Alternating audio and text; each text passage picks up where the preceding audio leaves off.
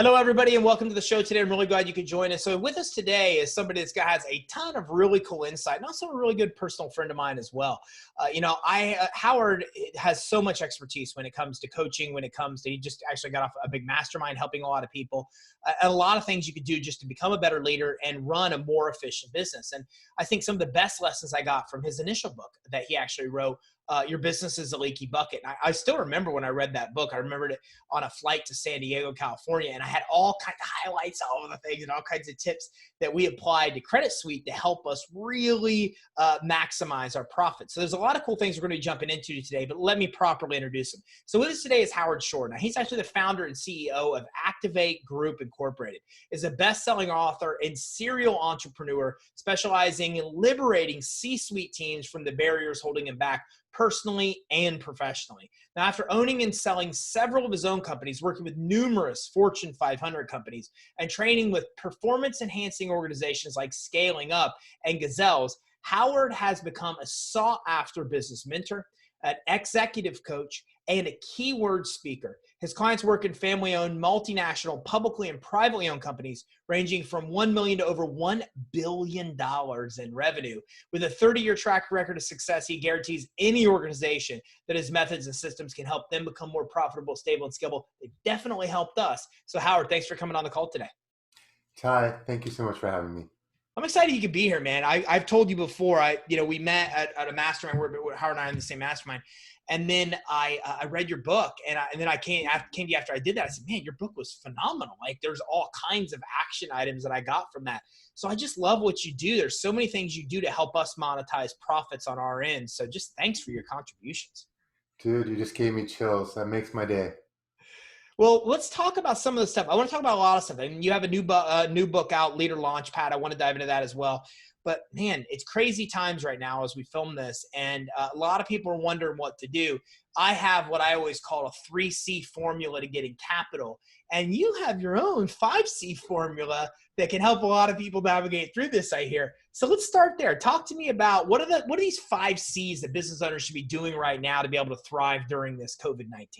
All right. So first of all, I want to start out with everyone who's listening to this. I love recessions.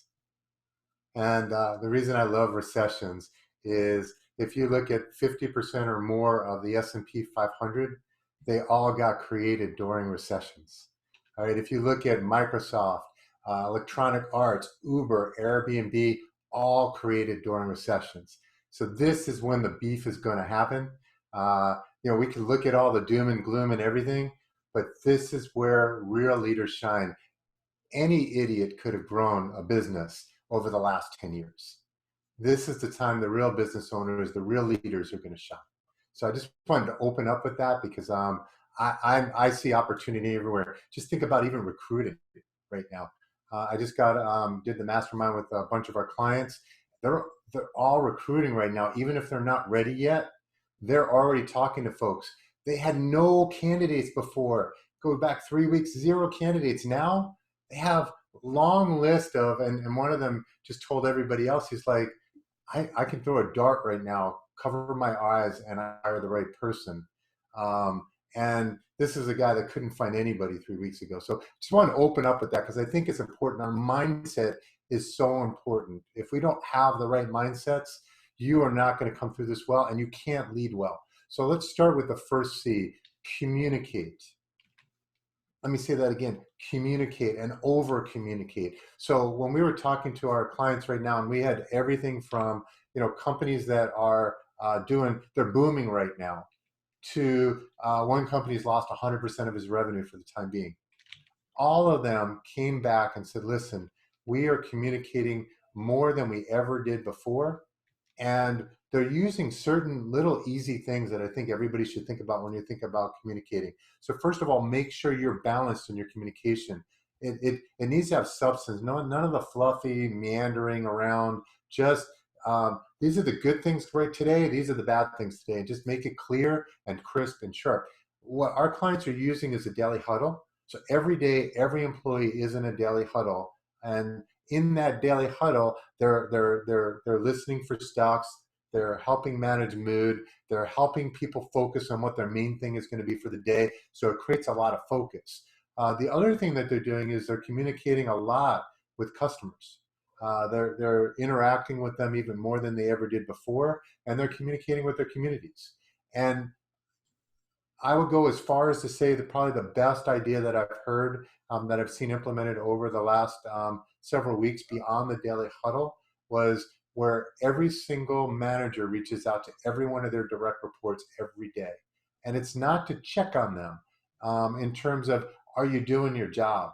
And it's not to drive them to do they're just checking on them, making sure that they're okay, tucking them in, working them through their fears, letting them know that they're important to them. And the companies that are doing that are finding people, are being very more creative in helping them get through this. So the first C, communicate. All right. The second C, I'm going to jump, is to cash. Cash, cash, cash. All right. Cash is oxygen, everybody. And you're probably feeling this more than ever before. Our best clients had 2 years of cash sitting on their balance sheet that would cover their operating expenses. And most of our clients are anywhere between 6 months and 2 years. And so I don't want to say, if you didn't do that, I told you so, but make sure you learn from this, because going forward, you need that. So when you're collecting cash, make sure you're collecting 6 months worth of cash, and have that ready to kind of get through anything. When you have cash, you have options. When you have cash, you make better decisions. When you don't have cash, you start doing dumb things right now.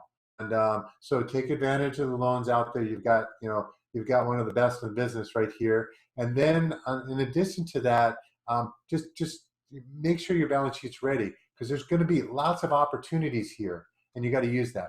The third C is your customer.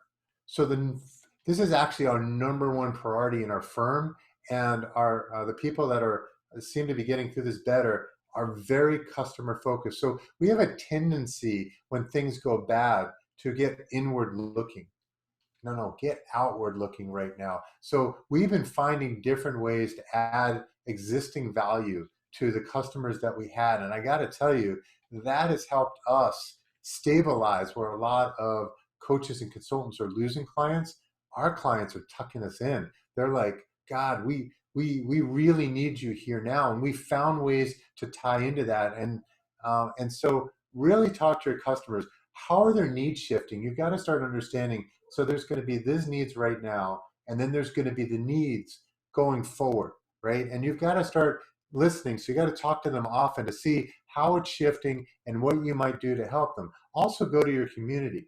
So, one of the things we did is, we were like, listen, we are in the business of helping businesses, helping leaders. I want to help anybody right now. I want that to be my brand, that when what hit the fan, we were there. We were on the front lines making sure all people were good, not just the people that pay our paychecks, right? And so how can you be a resource now to your community? The fourth C that I would say is, so I look at our processes in our companies a lot like the closets and the garage at our house, right? They get messy. And if you guys were like us, and I own multiple companies, we were too busy being busy to take care of this stuff, right? So right now, you've got to go and look and say, which processes were hurting you before and you were just dealing with it. This is the time to clean up, folks. Clean out those closets. Get them clean. Get them smooth. And we're setting ours up to double. And it's important that you get that set up. And then the last C is be calm. All right. So no one is going to follow you if you're panicked. Actually, fear is infectious. All right. Bad moods and bad attitudes are infectious. And the opposite happens when we have confidence, when we display confidence.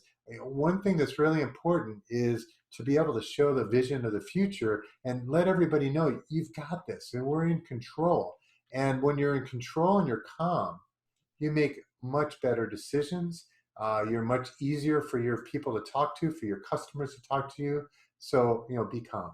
So those are my 5 C's. I love them.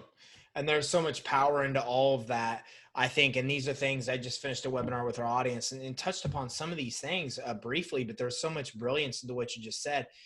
we've got an active audience that takes actions. They're action takers, which is pretty blessed to have that kind of audience. And one of the things I'd like to know is that what are some things you think are solid actions that they could take now and over the next 60 days to be able to grow, or even in some cases, Howard, just even save their actual business? I totally get that. And so, depending on your industry, like in business services, every one of our business services clients are actively outbound calling as much as possible. So, one of the things that I've noticed in the last 3 to 4 weeks is I'm getting people on the phone I could never get a hold of. The higher up you go in the organization, the easier it is to access them right now. Everybody just wants to talk. They want to know what other people are doing, what's going on out in the marketplace. And so it's so easy. So every single person that's listening to this, whether it's to get business or get your name out there or whatever, you should be doing a certain number of outbound calls every day. And you may want to prioritize them. So I talked about customers. You got to talk to existing customers. We got to keep those, right? We can't allow anybody to steal them, and we've got to be there. Then you're going to go and you're going to talk to, maybe some advisors you haven't talked to in a long time. Reach out to them. What are they thinking? You're getting a lot of people are getting a lot of free advice right now. So go out there and grab it. Talk to your peers. Get out there and talk to people that are going through your same stuff and ask questions about how they're navigating. And go out and contact former prospects or people that you wanted to be prospects. Just reach out to people. All right. The people that someone know you, they're going to answer. You're going to be stunned at the answering of the phone. So that would probably be my number one. I love that. And it's very true. Our audience right now or our team has been able to do exactly the same thing. Our advisors that usually kind of only get in touch with one of every, 10 or 20 people are reaching the vast majority of them now. So I think that's brilliant. In other actions that you think that people should be doing right now, if they're just in survival mode, just trying to keep their head afloat? Because I know you're big on cash and all those kind of things. Yeah. So obviously the reaching out, because I don't, obviously we have to, all right, let me reframe this. I would definitely make sure that you've cut your costs where you need to. So you need to have done a forecast and understand your best case scenario, worst case scenario, and your likely case scenario. Based on those scenarios, I'd work off of your likely case and then really ask yourself, have you cut out the stuff that you really don't need to achieve your likely case? Because if you're thinking about survival right now, I'm thinking about what are those expenses that I have that are just not really adding extraordinary value. A lot of people I know have gone back to their vendors. We've done this with our vendors. Some of our clients have done it with us. How can we spread payments out differently? How can we? We're spending a lot of money in marketing. How can we continue to do marketing at the level that we are, but maybe pay for it next year, so that we're both, you've got an extra client or not. So renegotiate with your vendors, and you'd be surprised. Right now, most vendors are being easier on payment terms. They're being easier on price structures, and they're doing a lot of free stuff. So I would definitely do that. The next question that I would ask is you to think about time frame. So if you're really tight on cash and your existing business model isn't working, you've got to go out in the market and see what is working, what can be done. So, manufacturing companies, one of the guys in our group that I work with, Ty, they manufacture skincare products, right? And they sell them in malls. Well, the malls aren't opening for a little while. So they're like, we can't wait for that. We've got a lot of employees, we've got all this other stuff. So right now, and this is going to run out as an opportunity, but in their case, they're like, all right, we can definitely do hand sanitizer. So they've been shipping hand sanitizer and actually using their employees, keeping them busy, keeping them working, and they're manufacturing things that they probably won't manufacture on the other side, but they're taking advantage of their infrastructure and going out there. You've got to look at what your talents are right now.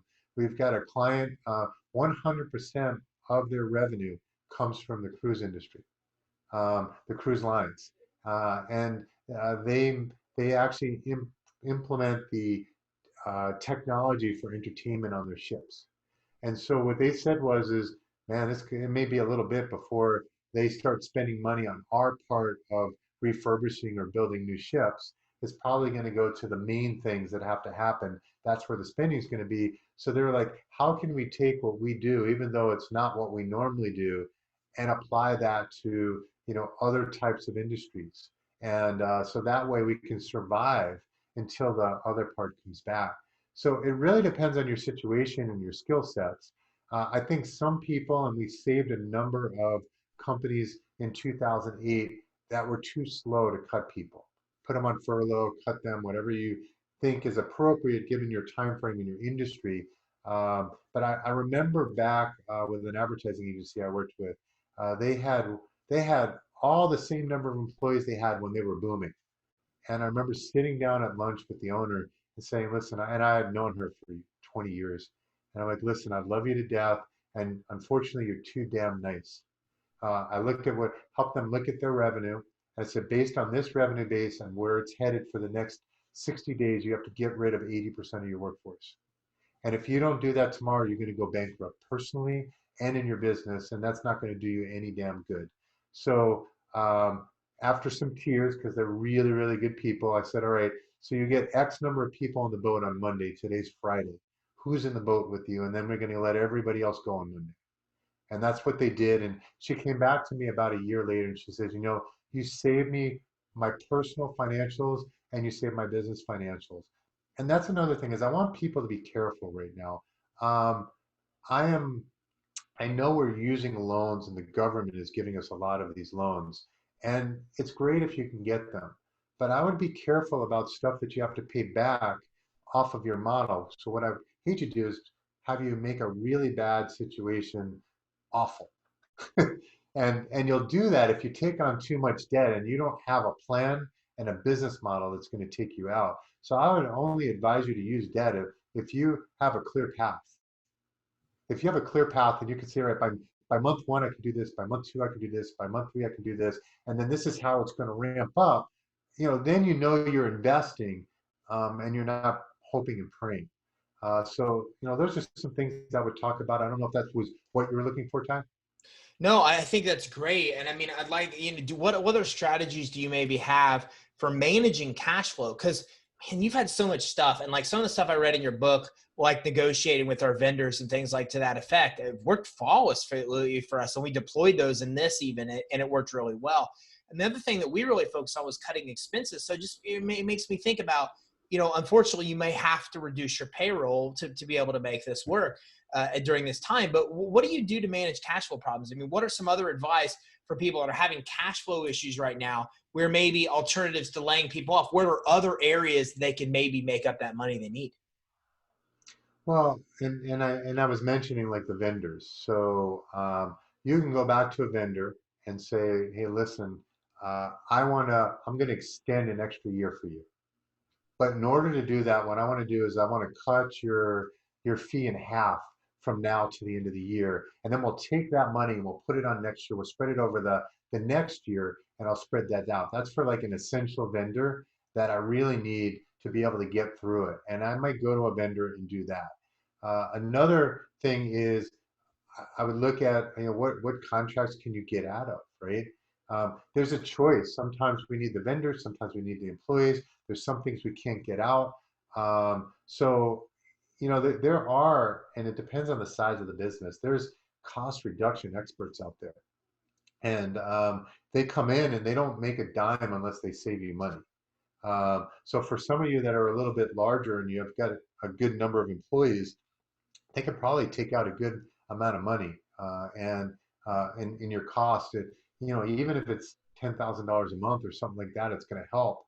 That's maybe a few bodies that you get to keep on board because you cut out expenses that are, to me, that's unnecessary. If I can buy the same thing cheaper, then it's unnecessary.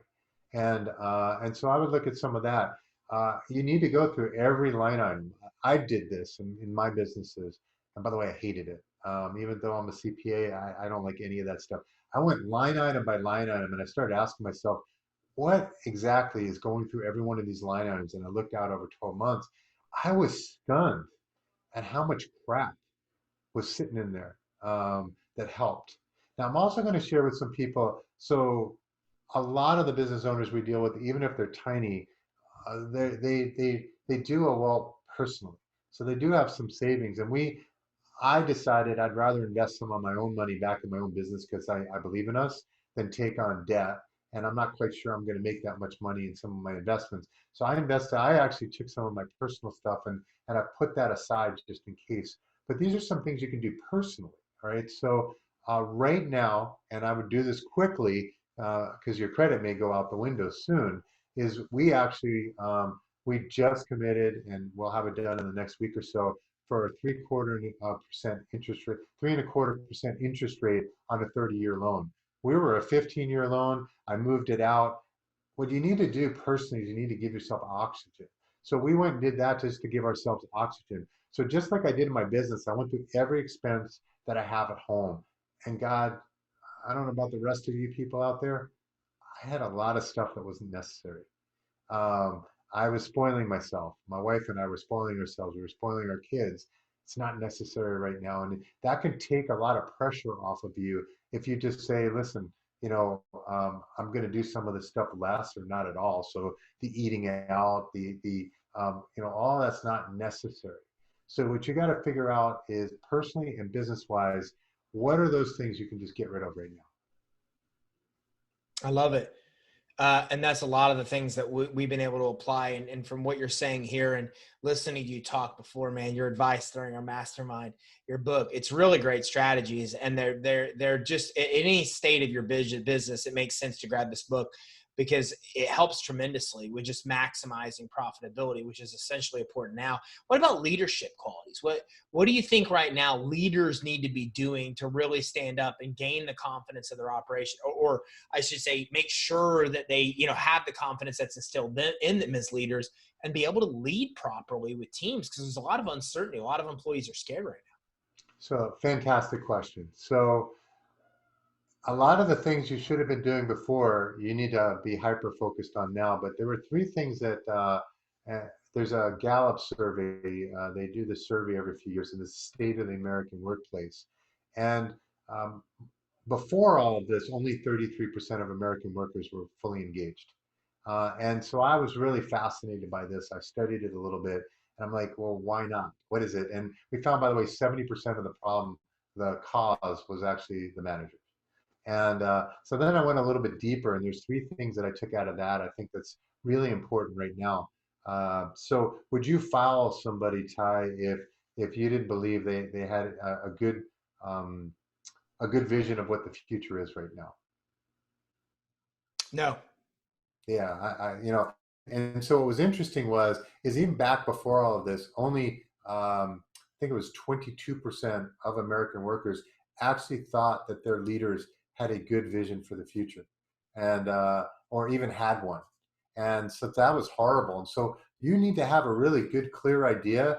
30 days from now, 90 days from now, a year from now, what does this look like, and what does the path look like? You've got to let everybody know. You may have it in your head, but if they can't see that, they're going to be afraid and they're not sure whether they should be hanging on with you. The second thing that was in that survey that further drilled this home is only 15% of American workers actually thought that their bosses made them excited about the future. Our job right now is to navigate through and remind everybody this will pass. And you've got to get them excited. You've got to be excited. If you're not, they won't be excited. And so our job is to get them excited. And then, the number one problem I think of leaders, even today when everybody knows they should be doing it, is they're just not communicating effectively at all. Only 14% of workers thought that their leaders communicated well before this. And so if you're so worried about yourself right now and you're busy panicking and you're hiding, it's not helping your people. And we're calling out right now. And I can tell you, I was surprised the other day. Our team is pretty engaged right now. They're excited. They can see it, but they're sitting at home right now, um, listening to the news too much. We've got to reach out as leaders and lead them. We have to guide them through this. We have to help them see that yes, the news is the brutal facts, but it's not the world is not coming to an end. All right. And we have to stabilize them. So stabilize yourself first, your oxygen mask first, then you got to go to them. And I think as leaders, we have to do that. And then I want you to plan a lot. So a lot of leaders were not planning enough before. And actually, it was interesting. Even people that work with our methodology, it was fun to watch the CEOs I just had on the call before this all ask each other, "What's your main thing right now? What is your number one thing?" And it was interesting to go across to see what everybody's one thing was. Do you know what your one thing is? And then what are your top 2 to 3 priorities the next 30 days? And then how does that change the next 90 days? And you need to be clear on this, and you have to keep watching what's going on in the environment and navigating through that so that you have the right priorities at the right time. And the other thing I want you to be careful of is when you're setting these priorities, we tend to put all the weight on just a few people in the company. If you overload them with too much, you're not going to navigate through this as well. So I would like to say that the fewest things you can do um, is better. And so there's something called the 80-20 rule. I'm sure you've heard of it, Ty, and probably I everybody don't on think so. here. Yep. 20% of our activities result in 80% of the output. God, if you even go in your closets, right? We only use 20% of our clothing most of the time. So I want you to think about this in your business. What's the 2 or 3 things that you need to really work on hard right now? And then think about what are all the ways that we can make this a huge success. And so as a leader, I would figure out what's number one, what's number two, and what's number three. And then I'd spread that out amongst the team so that we really get good leverage.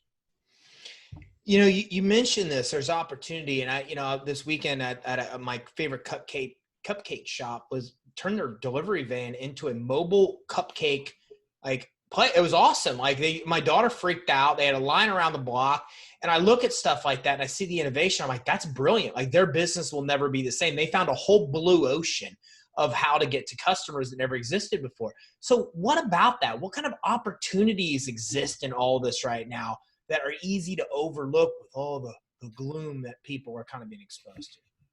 Well, I mean, I think it's going to shift over time. So right now, if you're in any kind of, it seems like almost any kind of healthcare space, you've got to be thinking along those lines.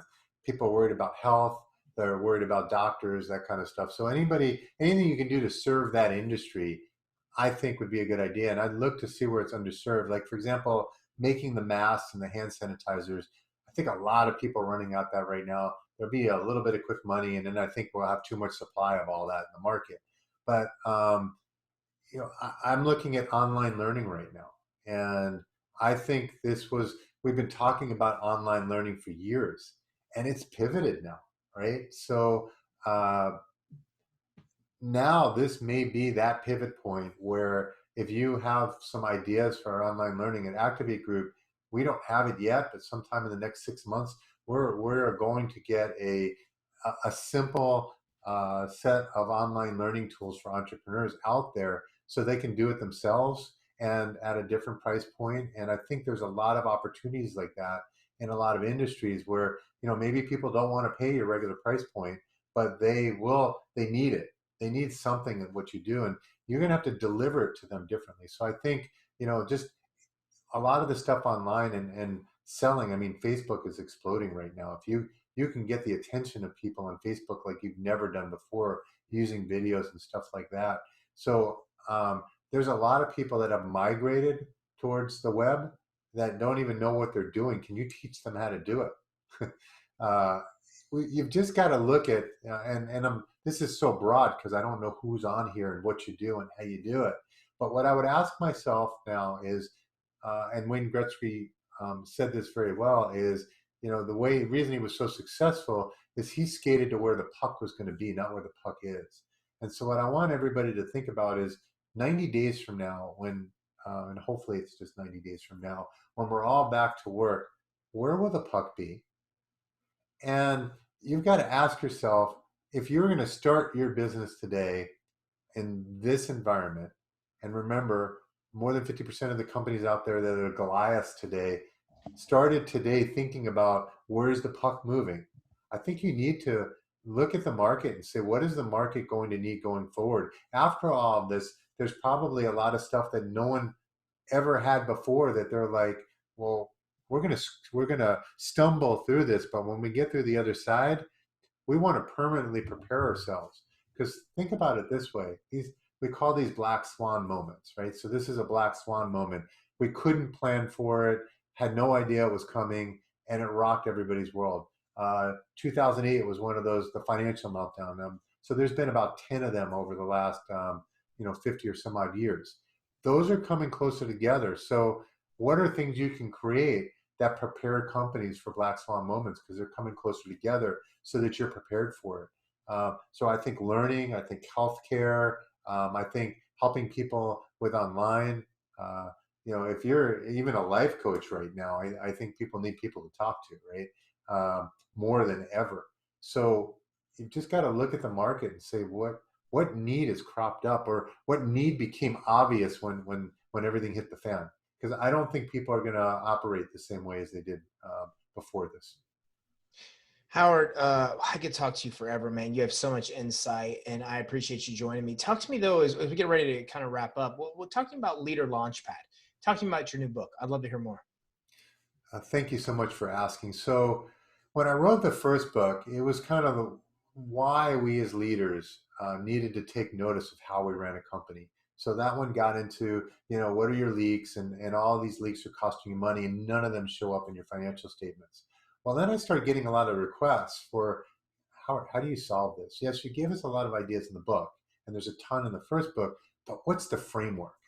And so one of the things I had realized growing up as an entrepreneur, and I went through life, is I did a lot of things the hard way. And I ran into a lot of walls. And when I look back, I was not a great leader. I had people crying. I had, I definitely violated trust. I was not a good team player, and I definitely didn't motivate my workforce right. I didn't have a framework. So, I went out and I studied all the best frameworks out there and realized all of them did certain things well, but there were five pillars that were really important for us to be successful. And the first one is stewardship. So when we're talking about, how we build culture, how we create vision, how we get people excited, how do we move them in a direction, um, all of that falls under stewardship. And then the second thing was strategy. So that was the second area we thought was weak in a lot of the systems that were out there. So how do you develop a real strategy? And that's why it's hard to tell everybody right over the phone. But what's your framework for strategy? Most leaders, their framework for strategy was their gut and intuition. And yes, you need some of that, but you got to funnel that through to look at the external marketplace in a different way. Then the third area was human capital management. People. Most people will be honest when they're running their businesses, they're not that good at selecting the right person the first time.